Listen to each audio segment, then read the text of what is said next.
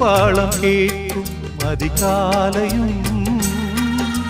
பூஞ்சோலை பூக்கும் இளமாலையும் நீ அன்று ஏது ஒரு ஞாபகம்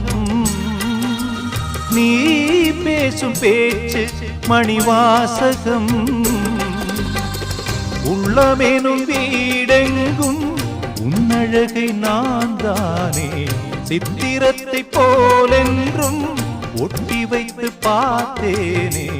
என்னை தழுவும் இளந்தளிரே உனக்கென நான் வாழ்கிறேன் மலரே தென்றல் பாடும் கானம் இது நிலவே